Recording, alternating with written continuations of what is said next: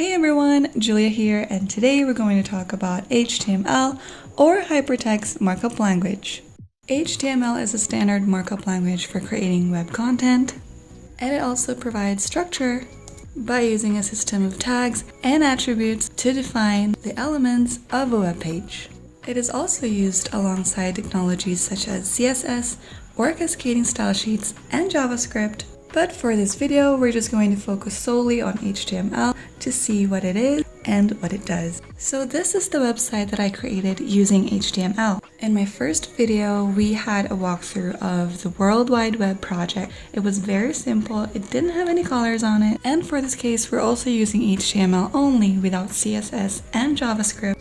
But you can see that we can add on texture, flavor, color, life into our website. So I'm gonna give you a short walkthrough of how I created this website, and maybe you can follow along, create yours as well. Okay, so let's go on to our editor. I have here 3 different HTML files: the index file, the about file, and the services file. Let's first walk through the index.html file. So I started with the HTML tag. Everything should be encapsulated by the HTML tag. We should never forget that. And inside the head, I wrote the title tag, which can be seen at the very top of our web page. Over here at the very top, meet Julia. Next, for the body. In our previous video, we just left the body tag as it is. But to add more color to our web page, I wanted to add a background. So I have here a folder, which I called pics. And inside that folder, I have an image named desktop 2. And that is the image that I picked as my background. So I wrote it like this. This one is the link attribute. I placed a hex color here that will show me what color I want the links to be when it is loaded. For the attribute a link, this is the color of the link when the link is active, which means when it is clicked. So I want the link to be white. And v-link stands for visited link. So when that link is already visited, I want that link to be this color. As you can see, I made the link and the v-link the same because that's how I want my design to be. I want the link and the visited link to be the same. So let's see, if I go back to my website, if I click the home link, see that it turns white. But when I release it, it goes back to its original color. The same goes with the about link and the services link. So let's go back to the home link. We all know the BR or the break tag. It helps structure our website by adding another line. It allows the user to feel the space so that the overall look becomes better. Rather than having everything stacked really closely, it's better to have spaces in between. The BR tag or the break tag is usually very helpful. So I have a header tag. I called it the header tag because this is what I want to be seen at the header of my webpage. I wrote the font tag and added the size attribute. I want the size to be 4 and the font face or the font style to be Wild West. So for those who don't know, this tag adds a space. It's just like pressing the space bar, and it adds just a space in your web page. So I added a couple of that so that in our website you will see that there is a space over here. And after that I wrote Julia. Let's go into that step by step. For the word type Julia, I enclosed it with the bold tag. I want the word to be in bold style. So aside from having a bold style, I want the font to be 8 and have this. And as a result, I have this, Julia. After that, I added a few more spaces and made the links that we have seen earlier. I have the home link, the about link, and the services link. I created other HTML documents beforehand so that when I click this link, I will be led to a different web page. So we'll go through that in a while. That is the whole content of my header tag. Now let's move on to another container that I made. I named it div. I added a few more breaks so that it will go to another line and made a paragraph. We've discussed this in my previous video and now we're going to use it as well in this website. So I added a comment. It is very important to add a comment for you to understand better your code, and also if you share your code to your co-developers, they won't be having a hard time understanding your code because you have your comments with you. So this is how you write a comment in HTML. So what I did is I created a font tag with the font face Wild West with the color white and a size 10. I then added the h2 tag and added a few more spaces before I wrote the words, "Hi, I'm Julia, bye bye." So this part is seen over here. Hi, I'm Julia, bye bye, and the spaces are over here. There are other ways to add spaces to let your web page breathe, but for this time I'm going to use this tag just for you to understand and see how it works. So I did the same with the words web developer. I added spaces before that term, had it enclosed in an h3 tag, and enclosed again by the font tag. I have the same face, a different hex color, and the size 5.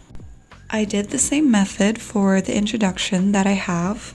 I only used dummy text that we can get online, and it represents kind of like an introduction that I want to have as the web developer. And after that, I closed my paragraph tag. Always remember to close your tags because this changes everything in your design. After that, I created buttons. So I wrote the button tag, and inside that tag, I added the h3 tag and then the font tag, for which I added the color attribute and finally wrote the words "Hire Me." And that's what you can see over here. This is the Hire Me button. You can add a link here so that it will be linked to a different web page, but for now I just left it as it is, just so we can see what a button looks like in pure HTML. I did 2 of those, but instead of Hire Me, I wrote Let's Talk for the second button. I closed the container, the body tag, and finally ended up with the end tag of the HTML document. So that is the HTML structure of this website. It looks really simple, but still we added a few tweaks in it as compared to the first video that we had. We now have colors and backgrounds, buttons, and I'm excited to show you more. When we click the About link, you can see that I added a video, which is the first video that we have about web content. So I'm going to show you how I did that. Of course, I added the same tags, the HTML, the head, the body tag. I added a different background for this one, different colors for the links, the same fonts, the same font face, the same links. So let's go on to the video. I added the video tag. This is very helpful when it comes to HTML because if we're just using pure HTML, having text over text, it's really hard to keep our audience in tune with our content. sometimes our attention span is not really that long. So it's very important to add pictures and video. So to add a video, you should put the video tag. You can add the attributes width and height in order to create a specific measurement of your video. You need to write the attribute control so that you can control when to play to pause your video. See, for example, we delete this attribute. Let's see what happens to our web page. See, we can't really press play. The controls are not there. So don't forget to keep that in, controls. Next, we have to write the directory, the path of the video that we want to be shown in the web page. So you should add the source tag, the src attribute, and then the directory of your video. Never forget that. And also add in the type attribute and write video/mp4. If, for example, your browser doesn't support the video tag, it's helpful to write a statement so that when you check your website, you'll see where it went wrong. As for this case, since my browser works fine with the video tag, it's not really showing this sentence. But if it doesn't work, surely this message will pop up. So that is the end of the about link. I used the same method that I did. I added spaces, I added the font tag, designed how I wanted to look, and now let's go to the services link. For this one, it is very simple. I didn't add a colorful background. I left it as a white color because I added pictures.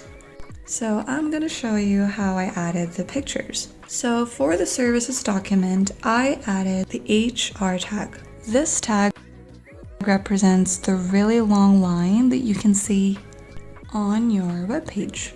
I added that in order to give a sense of division in my website, just to see that this section is different from the next one.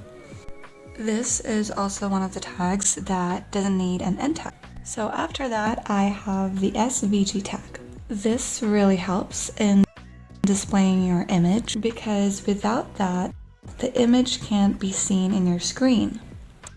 So I added the width attribute and the height attribute. For this tag, I will show you what it is. For now, having this whole code, I'm left with this design. I have a rectangle at the back and the image at the front. If I remove the rect tag, you will see that the rectangle is removed and the image is left. Well, if you wanted to have that design, it's okay.